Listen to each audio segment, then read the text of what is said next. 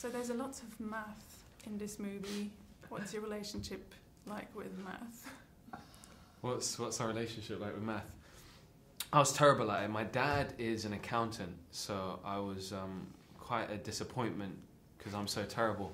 But yeah, the film really mathematics is really just the backdrop of this film. You know, it's really about a human relationship between two completely different men from opposite ends of the world coming together to, you know, for one dream, one accomplishment. So for me, it's more like a father-son relationship. That's what the film's about to me. It's very interesting. Your dad was an accountant. Mine was a chartered accountant. What too. was he? Yeah, and I would. So he'd do all my tax in the early days, and he'd do all the figures. Yeah, it's fantastic. Because like Deb, I'm useless when it comes to sums. You know. Me too.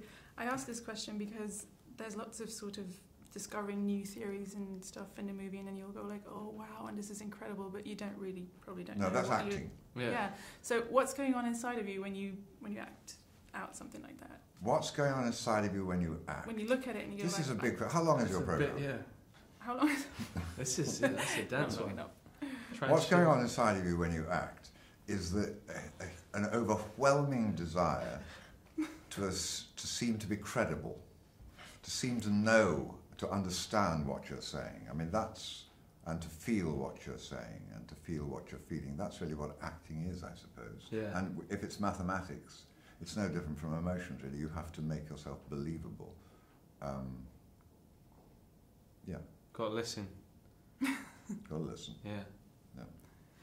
One of the themes in the movie was that Ramanujan doesn't have a degree, but he's very bright, obviously, and then he manages to prove his genius. How important do you think are degrees these days? Are they limiting? Are they open? You know, like what if you don't have a degree but you're really talented? See, this is an interesting one because I don't have any degrees. I wouldn't knock them. You know, to each his own. You know, I'm kind of like university of life. You know, for me, I have a very short attention span.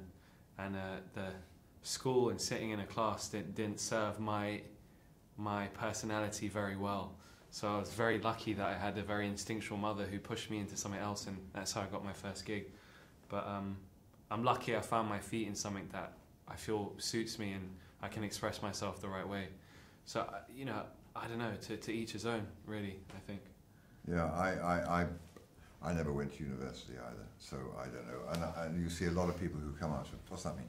Booyah. Booyah. And so you see a lot of people coming out with degrees who still can't get work. I don't know.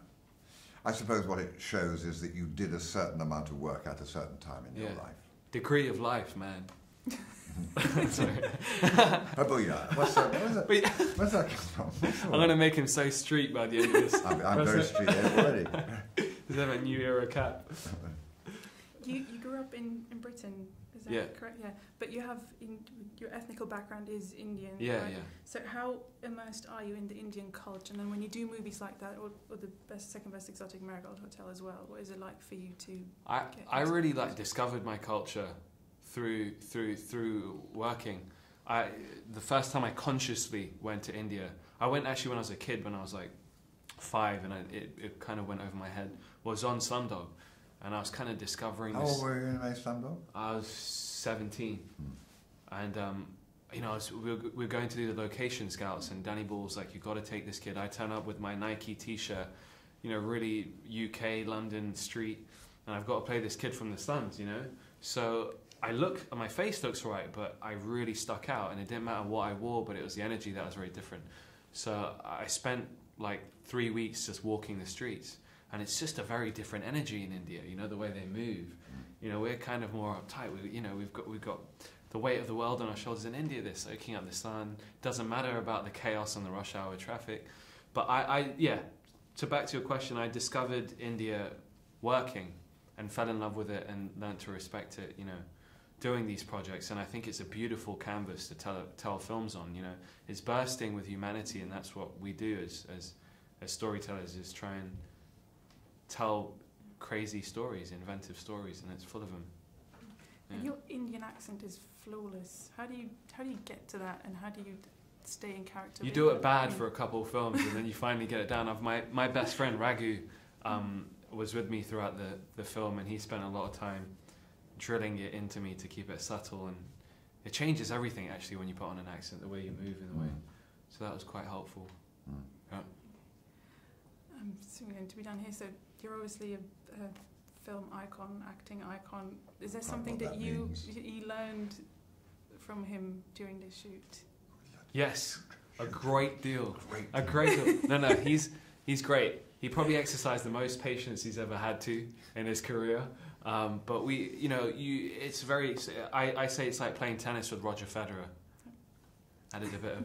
But it's honestly, you can hit the ball anywhere and he'll bring it right back, and that's the luckiest thing to work with someone like Jeremy, you know. Well, I feel the same.